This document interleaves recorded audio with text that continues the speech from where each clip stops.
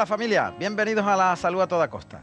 Hoy tenemos un programa en el que vamos a aprender cosas muy interesantes. Sobre todo, si vais a salir de viaje, es fundamental tener los datos que el doctor Félix Gómez Guillamón, que está aquí a mi derecha, os va a ofrecer inmediatamente. En los viajes muchas veces nos preocupamos de a ver qué hacemos, qué ropa llevamos, si más pantalones, si menos pantalones y tal. Y nunca estamos pendientes de llevarnos un botiquín, llevarnos algunos medicamentos que sean la solución de un problema que se puede producir ocasionalmente y puntualmente. Por ejemplo, la diarrea del viajero. Si bebéis agua que no estáis acostumbrados y allí hay algún bichito raro, pues os puede fastidiar las vacaciones. Vamos a intentar de prevenir, fundamentalmente, que es de lo que se trata. Y hay todo un arsenal de consejos preparados para que lo tengáis en cuenta si es que vais a viajar. Incluso, puede ser que hasta distintas regiones de nuestro país, porque las aguas son distintas. Bien, todo eso será en la primera parte, en el primer bloque, como he dicho, con el doctor Félix Gómez Guillamón.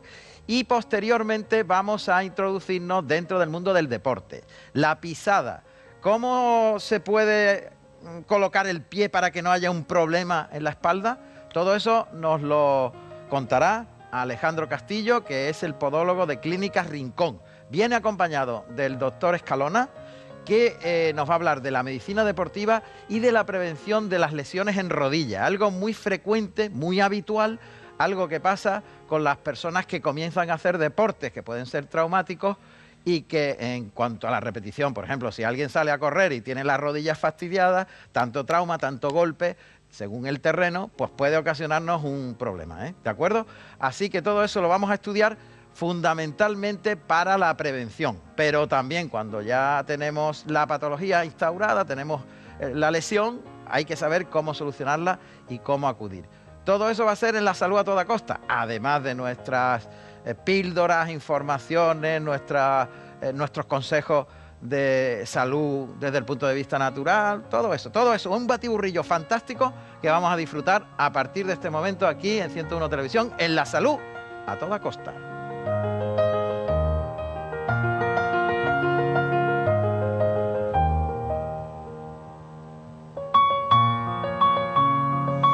Bueno, pues lo decía yo anteriormente, ya está sentado con nosotros el doctor Félix Gómez Guillamón. Félix, bienvenido. Hola, ¿qué tal? Vienes de vacaciones, prácticamente. Sí, además desmemoriado totalmente. Es verdad, cuando uno desconecta... Sí, además yo creo que tengo lo que es la depresión post-vacacional, ¿no? Sí. Cuando te incorporas, además... Nos pasa a te todos. incorporas con el ritmo de trabajo del hospital, es terrible. Y entonces, no sé, yo cada vez creo que lo estoy llevando cada vez peor. Sí. No sé si la próxima vez es posible que no me tome ni vacaciones para no pasarlo. No se te ocurra. En absoluto, eso es fundamental. Bueno... Tienes una experiencia personal reciente de los viajes. Sí, además, curiosamente, he hecho ahora el Camino de Santiago. Ah, sí, y qué bien. Que además no se lo aconsejo a nadie. Todo lo contrario. Es una paliza enorme, 20 kilómetros todos los días. Como te escuchan en el consejo allí arriba. Bueno, pero vale, en fin, y por supuesto nada de estos sitios de ¿cómo se llama? Los albergues estos a 10 euros en el albergue. Escuchar el ronquido y los de piedra que tiran al lado. Bueno, pero eso es una cosa aparte. Empezamos bien. Empezamos bien.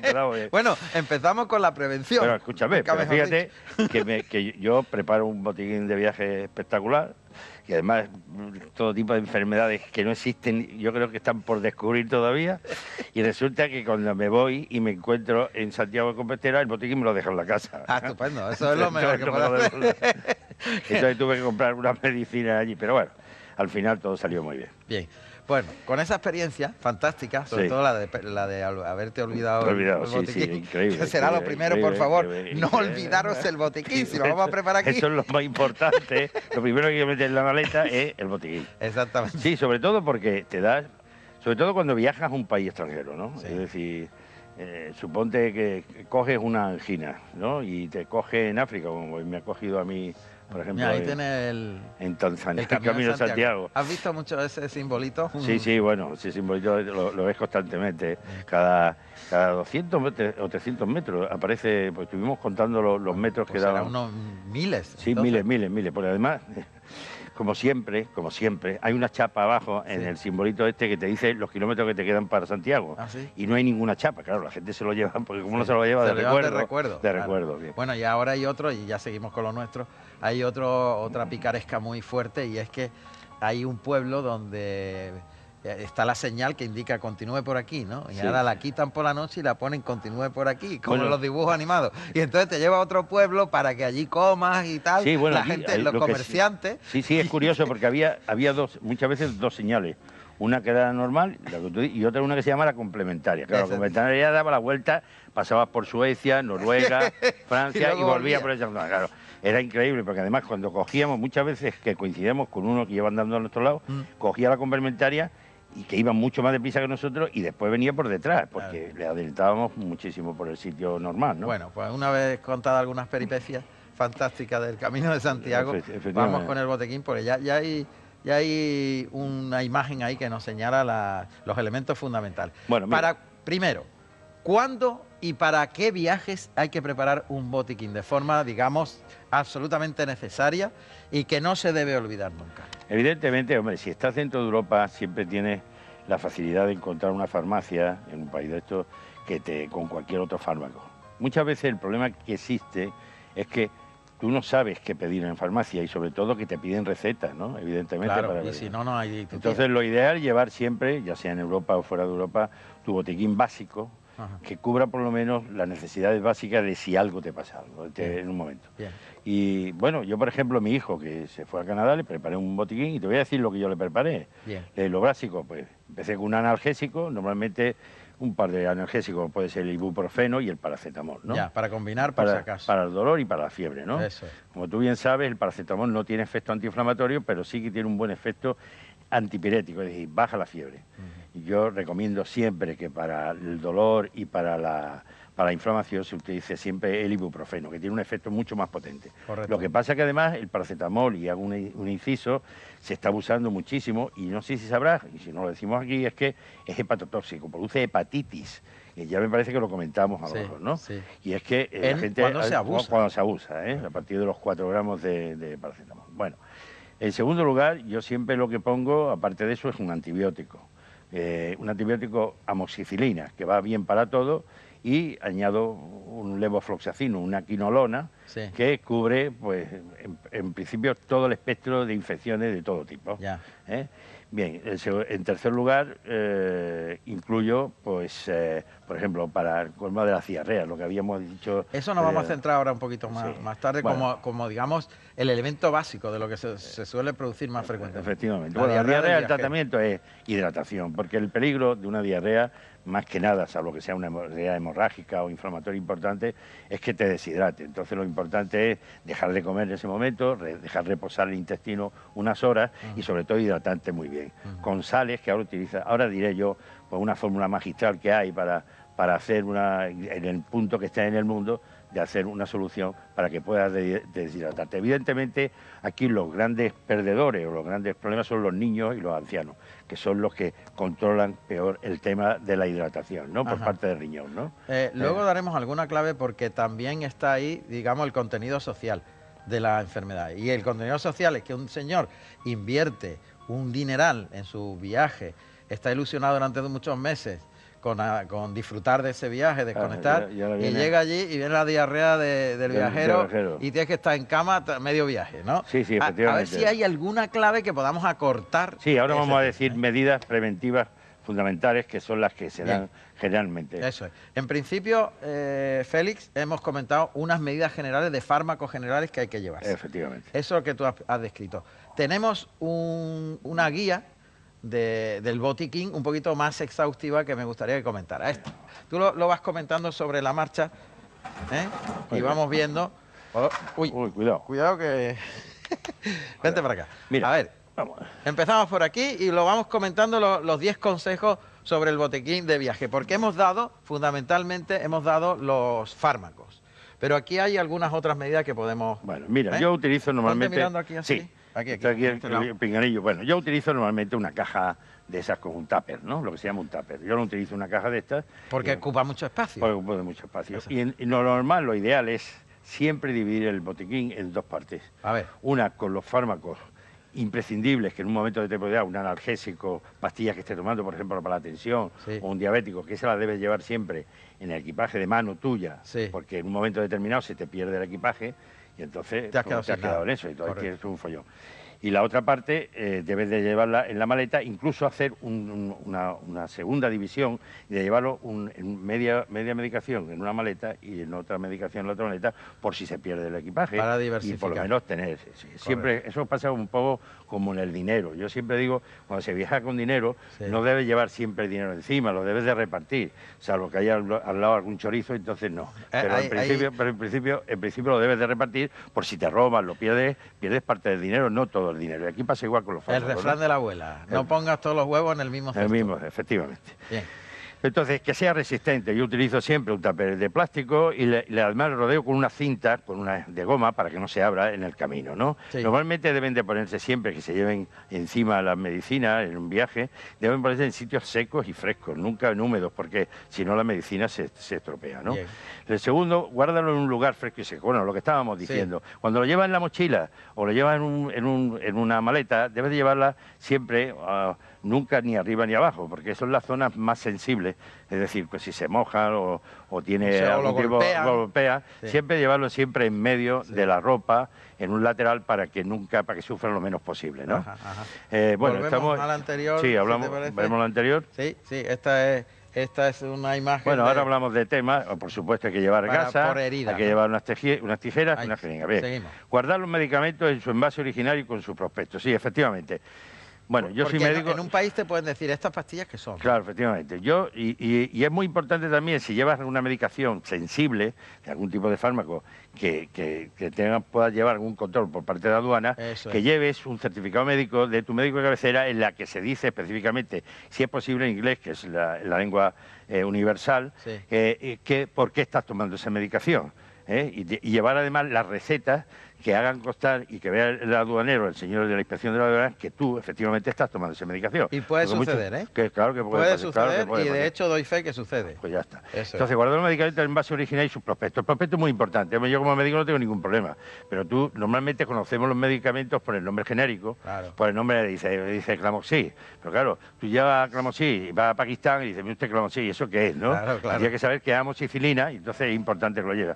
O llevas una relación en un papel con todos los medicamentos escritos para que en un momento determinado en una farmacia te puedan servir. Correcto. El cuarto, llevan las dosis necesarias para la medicación. Efectivamente, tienes que calcular qué días estás de viaje, cuántos vais en el viaje y cuántos se pueden poner a la vez enfermos. Tú suponte que cogemos diarrea todo, el famoso Fortasel, la loperamida, pues tienes que empezar a tomarla y claro, te va a llevar 4 pastillas, tendrás que llevarte por lo menos un par de cajas, porque si vais 3, por lo menos que vayan tomando todos, porque si no, uno se queda sin tomarla, ¿no? Bien. Es fundamental. Y sobre todo, si llevas medicación tuya propia, por ejemplo, yo soy hipertenso, no me importa decirlo, yo cuando voy de viaje tengo que llevar mi medicación de hipertensión, porque ahora yo no puedo estar un día sin tomarla y otro sí. Es decir, que siempre llevar, y sobre todo llevar un poquito más, por si acaso se te estropea, se te rompe o lo que sea, no va con la medicación justa, sino 2 o 3 comprimidos más. Perfecto. Ojo, porque es muy importante, esto hacerlo realmente y llevarse 2 pantalones menos o 2 faldas menos. Efectivamente, claro que sí. La salud por encima de todo. Por los pantalones los puedes comprar allí y una camisa los puedes comprar allí. Pero esto no. Efectivamente. Sí. Conserva la receta del médico, lo que hemos hablado antes. Es muy importante los controles de aduanas, que muchas veces te dicen, bueno, ¿y esto porque lo lleva usted? Muchas veces la gente piensa en países de tipo, ya sabes qué tipo de sudamericanos, en fin, que es porque vas a traficar con fármacos. Por ejemplo, ahora cuando yo estaba en África, en el safari, me decía el de la agencia, tenga cuidado porque no lleve demasiado medicamento porque los niños se lo quitan, porque piensa que usted va a vender ese medicamento allí. Es importante que de los fármacos que tú estás tomando personalmente, porque los demás te los pueden quitar, que lleves una receta o un certificado en la que haga constar, y ya digo, vuelvo a decir en inglés para que la gente se entere, cualquiera, el inglés es un idioma universal, para que sepa que efectivamente tú estás tomando ese medicamento, ¿no? Correcto. Bien. Revisa la conductividad y estado de los fármacos, eso es fundamental, pero yo creo que en la casa hay que hacerlo y además no solo en el viaje, sino en la casa. Es muy típico en la casa que tenemos una caja llena de medicamentos y cuando empieza... No, yo tengo una noticia, pero de noticia de tiempo de cuando Franco era cabo, ¿no? Y entonces es importante que esté, que la fecha de caducidad, Sí. sobre todo para que no Y para que tenga efecto. Efectivamente, que Porque tenga lo de efecto. la caducidad fundamentalmente es que puede perder el efecto. Sí, sí, va No perdiendo. suele hacer daño ninguno la caducidad, pero sí tú crees que te va a hacer un efecto y luego no te lo hace. Efectivamente. Y además muchas veces, bueno, esto pasa como los yogur, ¿no? Como decía el ministro de Sanidad, que, hombre, cuando se pasa, no pasa nada, posiblemente sigue haciendo efecto, pero como tú bien dices, al cabo de 2 o 3 meses eso está calculado para que vaya perdiendo el efecto y al final no te haga nada, ¿no? Claro. Bien, otra, apunta a los teléfonos de los centros de salud. Sí, eso es muy importante. Vamos a ver, el que vaya a países, por ejemplo, que digo, Norteamérica, Sudamérica, incluso en África, en países, no ya Norteamérica, más Sudamérica que África o Asia, hay un teléfono, hay una manera de registrarse en la embajada de ese país para que dé constancia de que tú estés allí. Lo digo como medida de seguridad, porque muchas Eso no veces se sabe normalmente. eso no se sabe. Bueno, pero yo, por ejemplo, que yo he estado ahora, como te digo, en África, Sí. yo mandó la agencia de viajes mío al Ministerio de Asuntos Exteriores y Cooperación un fax en la que decía que mi hija y yo íbamos a ir allí para que el consulado o la embajada allí supiera que estuviéramos allí. En un momento determinado pasa algo y eso no cuesta nada porque a través de internet metes tu nombre, lo mandas y ya está, se terminó, no hay ningún problema. Bien. Entonces es importante, por supuesto, tener los teléfonos importantes del sitio donde vayas, porque de la policía, del hospital, para no verte solo en un momento determinado, que te puedes ver solo, ¿no? Allí, ¿no? lo que decía al principio del equipaje. Claro, es importante que lo más esencial, lo lleve siempre no solo, mira, aparatos electrónicos. ¿Qué me pasó a mí con el tema? Cuento otra vez lo de África porque es que me voy a Tanzania y entonces resulta que en el viaje sí me he perdido la maleta. Y en el viaje tenía maleta el cargador de mi máquina de fotos, te lo digo porque es una tontería. Durante 2 o 3 días no pude tuve que hacer con el móvil porque el cargador lo tenía en la maleta, cuando tenía que haberlo llevado encima. Y pasa igual que con los fármacos hay que llevarlos siempre encima, por lo menos los de entera necesidad. Y si tienes alguna enfermedad crónica, sobre todo eso, ¿no? Y si tienes alguna duda, consulta al farmacéutico. Hombre, yo no es que no tenga nada contra el farmacéutico, pero también hay que consultar con el médico, ¿no? Es que muchas veces los anuncios de la tele que dice, si tienes una duda, hombre, consulta con el médico también, ¿no? También el que sabe de esto, ¿no? Totalmente. Y luego la tarjeta. Llevo la tarjeta sanitaria. Bueno, la tarjeta sanitaria, y quiero hacer un inciso de esto, la tarjeta sanitaria es importante en Europa. Yo tengo una tarjeta de Europa, cuando voy a salir tengo una que te la facilitan de forma gratuita y te hacen la asistencia en todos los países de Europa que tengan concertado con España, que en general es la Unión Europea entera. Y es cuando es fuera, tienes que mirar los convenios y sobre todo, pero yo lo que hago es un buen seguro. Me hago un buen seguro que me cuesta lo que sea. Pues normalmente viene con todo, con repatriación, con enfermedades, te sale unos 90 100 euros. Que dirá, oye, es que es mucho dinero, pero tú sabes lo que te puede costar a mí que te operen allí. Que primero que te operen y si te operan bien. Es que en este tipo de países... vale prevenir. Claro, yo cuando veo, por ejemplo, ahora los bombardeos en Siria, o veo en estos sitios y veo los hospitales, dices, Dios mío, si es que peor... es mejor que le caiga una bomba, digo yo, que lo pongan allí, ¿no? No es mejor. Pero que es así, ¿no? Me parece que tenemos una pildorita ahí, ¿no? Mientras nos sentamos. ¿Tenemos una pildorita informativa? Claro que sí. Hola, León, cuando tú quieras.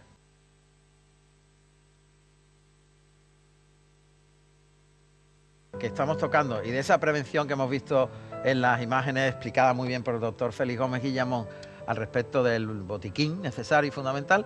Quitamos dos pantalones y 2 vestiditos en el caso de las señoras y dejamos huecos para el botiquín, ¿eh? Y en el necesario o en la maletita de viaje, la mitad de los fármacos por lo menos, o los esenciales y los básicos. Si es que tenéis alguna enfermedad crónica, esos tienen que ir con vosotros siempre. Fundamental, porque eso es que además te puede costar sobre todo en personas que tienen, como tú dices, enfermedades crónicas, un diabético que esté tomando pastillas o esté poniendo insulina. Tiene que ir contigo. Claro, efectivamente. Bueno, ahora nos vamos a centrar en la estrella, fundamentalmente de los viajes a países de otro continente, donde la diarrea del viajero es algo frecuentísimo, mucho más de lo que creemos. Es cierto. La vehiculización a través del agua puede ser una de las claves, pero hay más. Sí. Las verduras, que no se han lavado bien. Y la carne. La carne. Ojo con esto. Vamos a centrarnos, por tanto, en evitar, a través del conocimiento de lo que ocurre, la diarrea del viajero, el mal de Moctezuma. Sí, también le llaman la diarrea del desierto. Es que tiene varios nombres. Sí, sí. Bueno, pues la vamos con diarrea del ello. desierto... ¿Qué es lo que pasa? ¿En Bueno, qué consiste? Tú haces tu viaje, llegas allí y tal, estás en el hotel y de pronto... Pues yo además he tenido diarrea del viajero hace 3 días. No puedo creerlo. He estado en Tánger y se me ha ocurrido tomar verdura. Y mira que Tánger... Es muy buena la verdura. Sí, sí, pero si no está bien lavada, ¿el problema cuál es? Pues el problema es que coge una infección, normalmente es multibacteriana, es decir, aunque el germen más frecuente es el E. coli, ¿no? El Escherichia coli. El Escherichia coli, enterotoxígeno.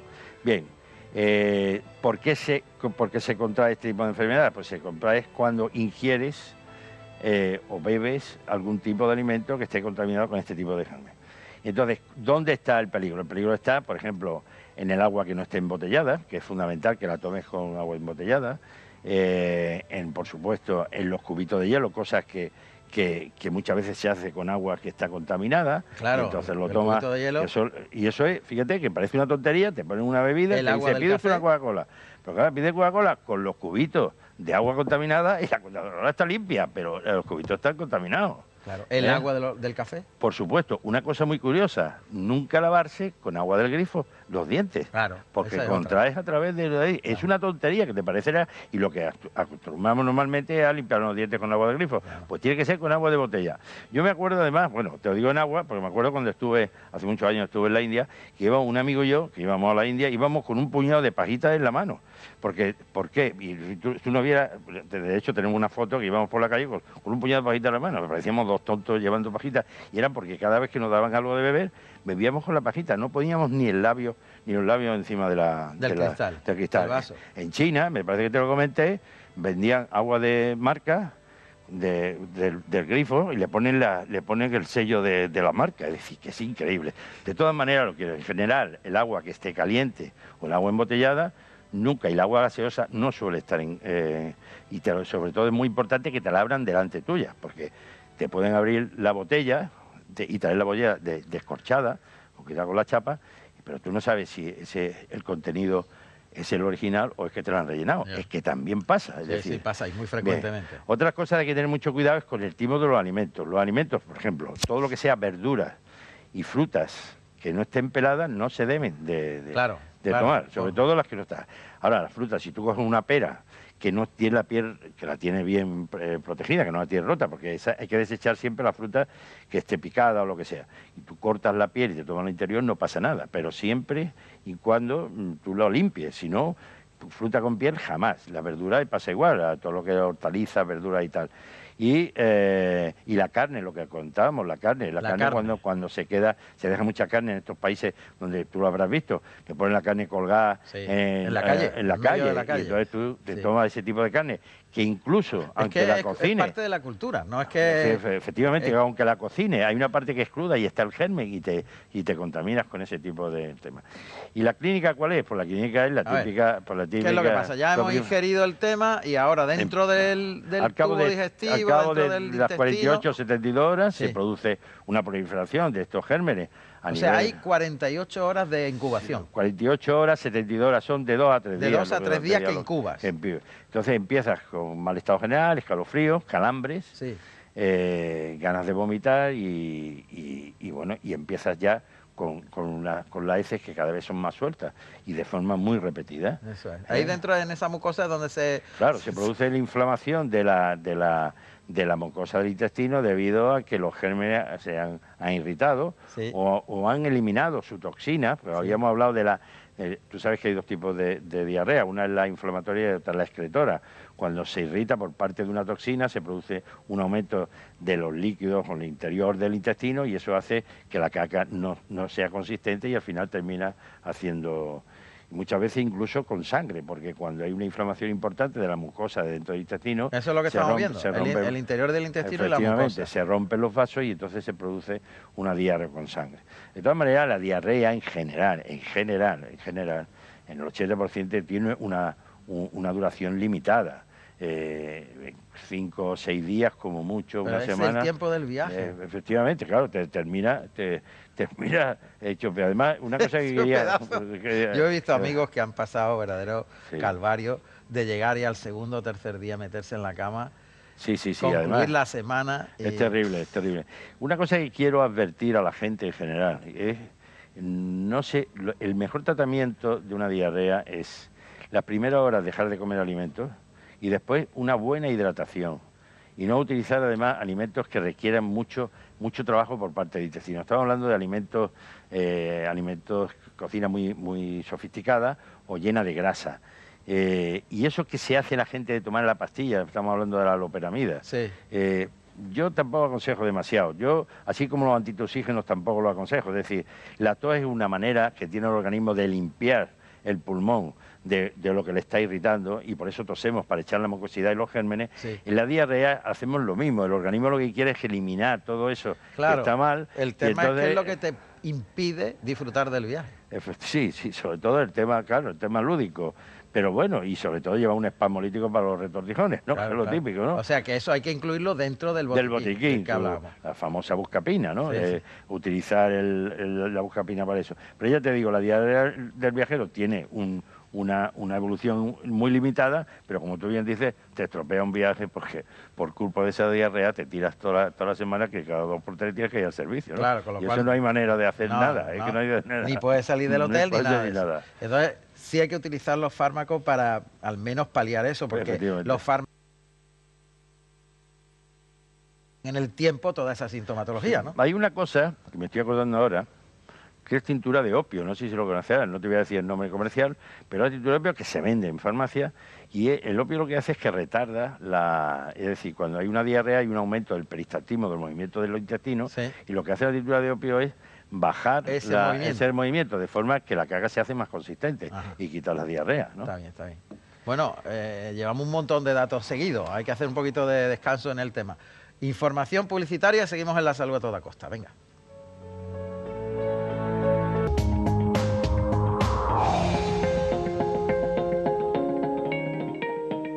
En la prevención de los viajes, la prevención de las enfermedades en los viajes, hemos hecho un recorrido importante por todo lo principal, lo básico y también la estrella de las enfermedades, que es la diarrea del viajero. Pero hay algunos aspectos muy importantes que no quiero que se nos escapen, y lo ha apuntado muy bien en el tiempo de descanso en cuanto a los anuncios, lógicamente, el doctor Félix Gómez Guillamón, y es enfermedades de transmisión sexual, los mosquitos, picaduras y transmisión de enfermedades muy serias, y el tercero... Y la protección solar, ¿no? Eso es, pues vamos allá, venga. Bueno, pues como siempre, hay que protegerse contra la radiación ultravioleta, entre otras cosas porque no solo producen quemaduras, sino que pueden producir incluso problemas oculares y que la gente sobre todo en conoce. países que estén en el trópico, donde Efectivamente. hay un sol muy fuerte. Que siempre hay que tener en cuenta que hay que ponerse el protector solar siempre un rato antes de exponerse al sol. Es que la gente, curiosamente, cuando va a la playa es cuando se pone y hay que ponérselo en la casa. Claro, claro. Y el número de protección, cuando pone 20, 30, 40, 50, es el tiempo que tarda en protegerte. A partir de entonces te tienes que volver a poner. Es decir, que tiene una protección 20, a los 20 minutos tienes que volver a ponerte, cosa que la gente no hace. Se lo pone y ya, toda la mañana al sol. Bueno. Bien. Segundo, el tema de los mosquitos, fundamentalmente. No llevar una ropa que no sea ni muy clara ni muy oscura, cubrirse sobre todo brazos y piernas, sobre todo al atardecer y al amanecer, que es cuando pican.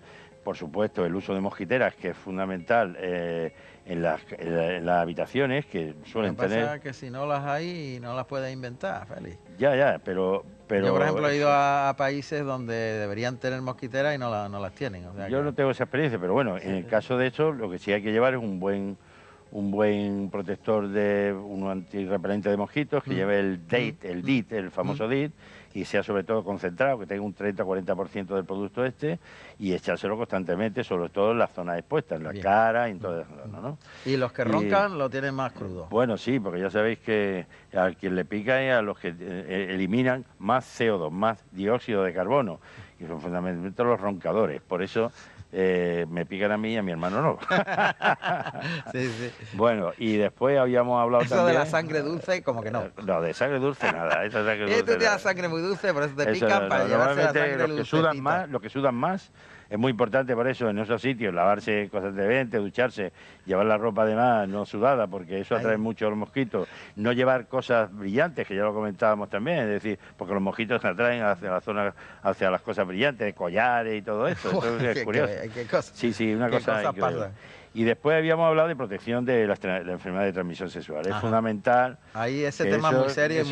Sí, parece que no le damos importancia, pero hay que llevar el preservativo. Perdón, pero hay que llevar el preservativo porque es que si no, si un día de una noche tomando unas copas te calienta y vas, al final coges una enfermedad y te la traes para tu casa, ¿no? Y no veas la ruina. La ruina que te la ruina es importante. Para todo el mundo, para él y para todo lo que viene. Todo el mundo. Y bueno, y en el caso de las señoras...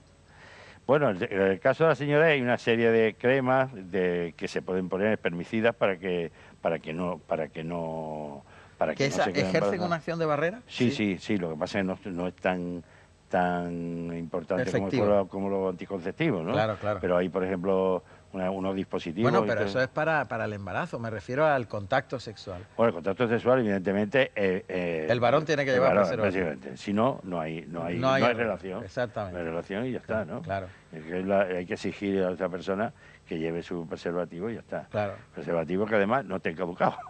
Sí, que no tenga... Sí, porque yo, bueno, te puedo contar mil anécdotas, pero vaya, una de esas de que lleva un preservativo de hace 10 años, claro, eso lo tiene, es como los medicamentos, no tiene efectividad ninguna. Caducan. Hombre, que se caducan, tienen su fecha de caducidad como todo. Claro.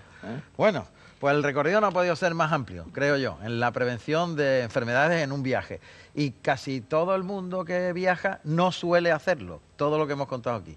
Esa es la realidad. Sí, la estadística es que la mayor parte de las personas que viajan no se preocupan de todo lo que hemos estado contando aquí para nada. Es cierto, se llevan la ropa, la camisa, la que sé qué, la chaqueta, no sé qué, pero al final te lleva te lleva algo para el estómago, para proteger el estómago, por si te sienta mal la comida, y un paracetamol. Y para de contar. No. Ahora, si coges una infección que es muy frecuente, que cojas una infección de garganta. El mismo avión, por el aire acondicionado, por lo que sea. Totalmente. O los cambios de temperatura. Es fundamental que lleves por lo menos un antibiótico, un analgésico, un protector de estómago y lo que hemos dicho, protecciones solares, las gafas adecuadas y el tema de los mosquitos, ¿no? Porque luego allí es un problema grave. Sí, muy gordo. Además te puede salir hasta caro, ¿no? Porque si te coge un médico de estos desaprensivos te puede dar un atraco que no veas. Sí, es peligroso. Sí. Muy bien, Félix. Pues nada, como siempre un placer. Muchas gracias. Gracias a ti. Gracias. Bueno, ahora vamos a tener unos consejitos que tenemos preparados para vosotros e inmediatamente recibimos a Alejandro Castillo y al doctor Escalona aquí en 101 Televisión. Adelante.